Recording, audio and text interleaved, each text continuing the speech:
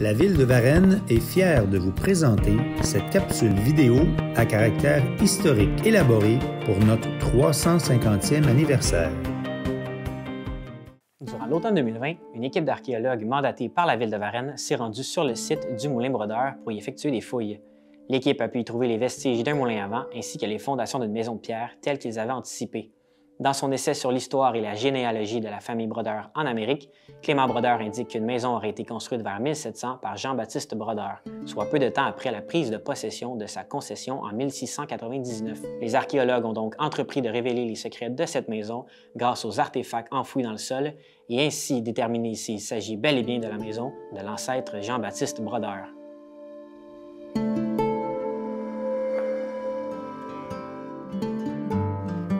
Je m'appelle Luce Lafrenière-Chambault et puis je suis archéologue depuis le début des années 2000, quand j'ai fini l'université. Ça fait une vingtaine d'années que je fais ce métier.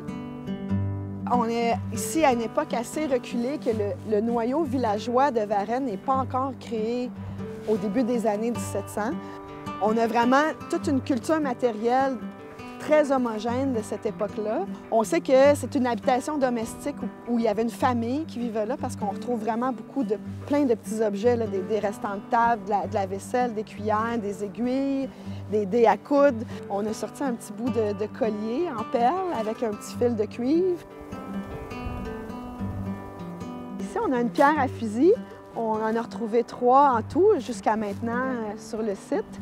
Ça servait donc à faire la flamèche pour la poudre dans le fusil.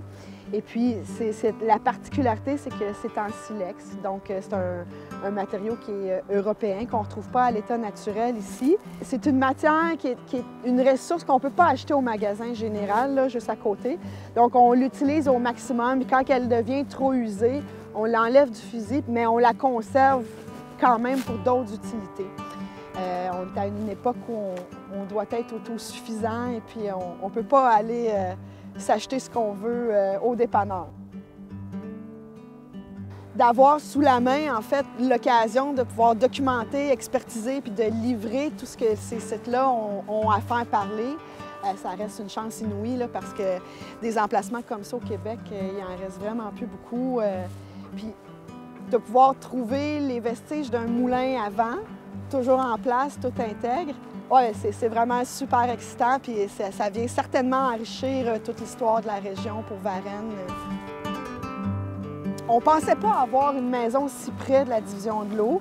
Et puis on a une carte ancienne de 1865 où la maison ici est identifiée avec un signe de fer à cheval.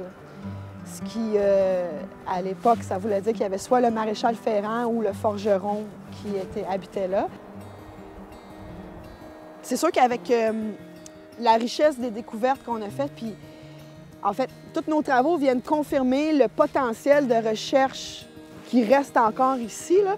Donc, on aimerait ça recommander la poursuite des recherches pour aller voir un peu plus en profondeur. Il y a tellement de choses à livrer, ce site-là, que ça serait très dommage de perdre encore beaucoup de ce qui reste à faire parler. Elle a encore beaucoup de secrets, cette maison, qu'on aimerait venir découvrir un peu dans l'avenir.